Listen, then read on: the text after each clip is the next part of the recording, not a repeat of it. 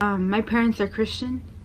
They aren't really devoted. I never really went to church. My family on my mom's side are really devoted.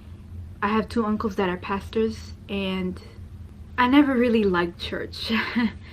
Especially because it was always in Spanish, and Spanish is my second language. It just goes in one ear and out the other, so I never really, had the chance to really understand Christianity, the concept of it. So 8 months before I took my Shahada, I really wanted to get closer to God. So I decided to buy a Bible, went to church, but because of COVID and all that stuff, I joined Elevation Church, which is a church in North Carolina. I live in South Carolina, but they would broadcast church online. So every Sunday, Saturday, I would go to church. Until one day this video popped up.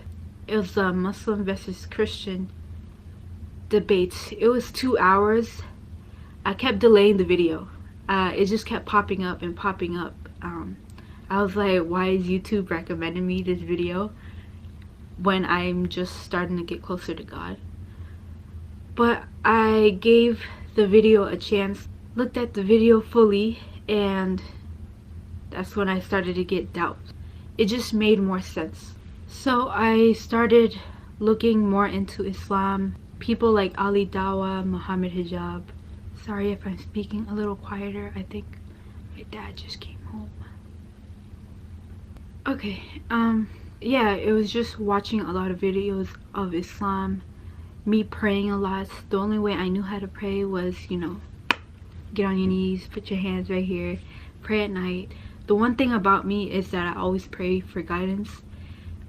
I always prayed to God to lead me to the right path. And I always told him that I trusted him. Yeah, 8 months later, I took my Shahada. It wasn't a set time. I took my Shahada at midnight. I was crying. I think I was just crying of the fact that I just wanted to get closer to God, but I didn't know how. Why am I getting emotional? I'm not even at the emotional part, but yes. When I woke up, I freaked out. I freaked out. I'm like, whoa, I don't even know how to pray. I don't even know how to do this. I don't even know how to do that. So, but I learned very quickly because of fear. I didn't want to make a mistake. And I basically started the new year as a Muslim. I really felt like I needed to wear the hijab. So I came out to my mom. Of course, all mothers want to take care of you when they don't know what you're doing. She kept saying that Jesus was God. I can't explain it. It's not ignorance, but it's more like, I know this is right, so you can't change my mind. And that was my mom. So there was a lot of tension between me and my mom for a while, but I still wanted to wear the hijab. I think she started to notice that I was going out with, baggy clothes more. She would cry, and I would feel very, very bad about making her feel bad. A little background about my mom. She always had suicidal thoughts. My mom had a really bad childhood, so I don't blame her for that. I remember it was late January. She came up to me crying, and she asked me if I was still Muslim. She kept saying that I was giving her depression. I was making her feel bad. She told me that the day before she tried to commit suicide. She went out at 4 a.m. She got into one of our cars, I don't know which one, and she contemplated going out and crashing into something. It was almost like she was blaming it on me, but she didn't directly say it. So she kept asking me, am I still Muslim? Am I still studying Islam? And at that point, I just decided to say no, that I'm no longer Muslim, and that she doesn't need to worry about it. I hadn't even been Muslim a month. But I learned how to pray very quickly. At this point in my life, I didn't have a job, so I prayed my 5 prayers every single day. So praying, sorry,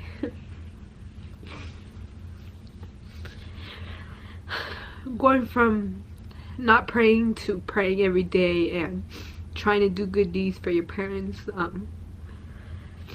it was very overwhelming, very overwhelming. I don't remember if it was after or before my mom came up to me with you know, that, and I had to lie. I told my dad about it.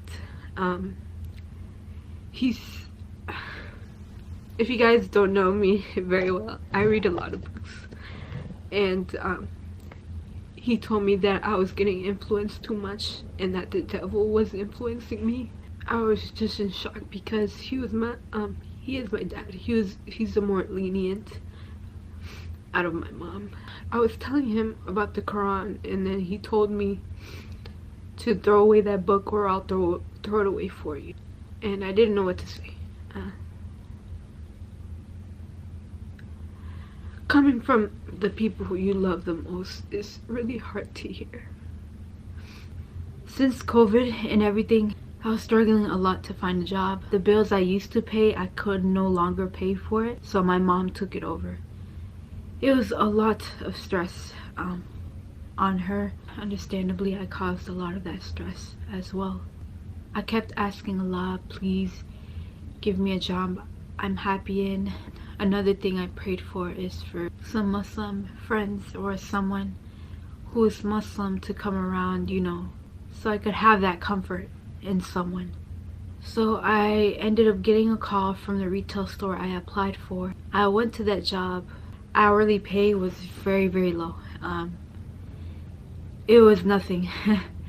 I would not be able to pay the bills that I used to have if I got that job, and it was only part-time, so that was even, you know, worse. I wouldn't be able to get enough to pay for everything, you know. The manager there, he was very disrespectful, very dismissive.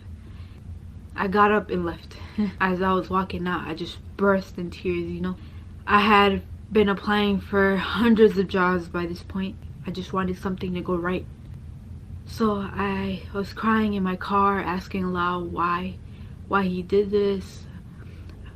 When I've been praying a lot, why is he not letting me be happy? Just basically crying and blaming Allah for everything. So I get a call not even a day later. It's from the same retail store, but on a different location. I don't think I had any hope. I was just still mad at Allah. I have a scheduled interview for that following day, and when I get there, the manager, she's really nice. She makes me laugh a couple times. She asked me, do I want to be a supervisor? At first, I'm like, I'm 19 years old. Why are you asking me? You know, I'm not fit for that position. And I'm like, yeah, what are the duties? So she goes in and starts explaining everything to me, and it happens so fast. She gives me all the paperwork. She says she's gonna call me back when my background check is in. So she takes me out and she introduces me to everyone who's working in the back, everyone I'm supposed to supervise. There are these 3 women. The moment I saw them, I could not stop looking at them. There are 3 Muslims. The way I could tell is from the veil, obviously. Yeah, these women were a lot older. I don't even think they know how much they impacted me, because I asked a lot for friends. I asked a lot to at least let me see a Muslim, have a Muslim around me for comfort, because it just felt like the whole world was against me. For the short time they were there, they did bring me a lot of comfort. They didn't know English a lot, but they helped me out with pronunciations. They were very welcoming once I told them, like, hey, I'm Muslim as well. And I really appreciated them. And then I left, It happened really, really fast. I had all my paperwork, my resume in my hand, everything in my hand, and I got in the car, and again I started crying. Can you tell I'm very sensitive? This time I was crying and I was just asking Allah to forgive me for being mad. To this day I still work in this place. I'm happy. I'm really happy there. Allah gave me everything I asked for in one day. Now I learned to trust Allah more. Now I know that Allah listens. I have showed my mom how I would look like in hijab, and understandably she did not like it. She told me that I was very beautiful and that there was no reason for me to cover it up. How will I ever get a husband if he can't see me? I'm Latina, so we're supposed to be very proud of our bodies. I came out to her very fast. I hadn't even been Muslim a month. It's very hard. It's still very hard, and I'm still learning. I did stop praying for a while. I felt like Islam was destroying my family. There's always a constant tension in the house. To this day it's very hard to be very openly Muslim. I want to wear hijab. I want to cover up more. I know it will take a toll on my family. Growing up, my mom was a babysitter, so after school I'd come home and have to help her with the kids. She would take care of 5 to 7 kids, so it was very stressful on me, and definitely very stressful on her.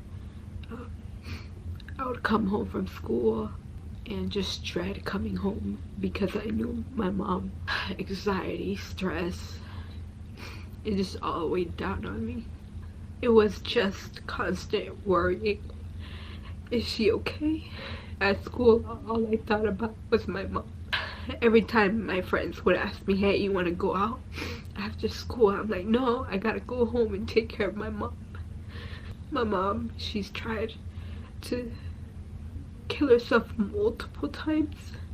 So when I told her I was Muslim and I saw how much it affected her, I just lied. And then just a few months later, I stopped praying. It just became very overwhelming for me. It's still very hard for me now because I don't have any Muslim physical friends around me. That's why I built the community that I have now. You guys have helped me a lot. I'm glad I can have someone to talk to online. I'm so happy that I'm able to ask anyone questions and be able to get the answers in seconds. I appreciate everyone who's DM'd me on Instagram, or anyone who has talked about their story as well, because I wish I could hear more stories about Muslim reverts like me who are still struggling. I feel like I have a lot to make up for. I didn't participate in Ramadan. I have started praying again, but I don't want to overwhelm myself. I wanted to do everything perfectly and I rushed myself. So it always felt like, is it Islam or is it my family? I feel like I failed both. I failed Allah because I abandoned prayer. I failed my parents for not being the perfect daughter, for not making them happy, for making them disappointed in me, for making them depressed, scared. For all the reverts out there, just keep praying, keep pushing. Allah is gonna test you. Allah tests the ones He loves. It's gonna be hard. Just don't rush things. Some people will not accept you for who you want to be. I am 20 years old. I'm still very young. My dream is to, have kids that are Muslim, And me being the first, Muslim family in my family. But yeah, to the born Muslims, don't take advantage.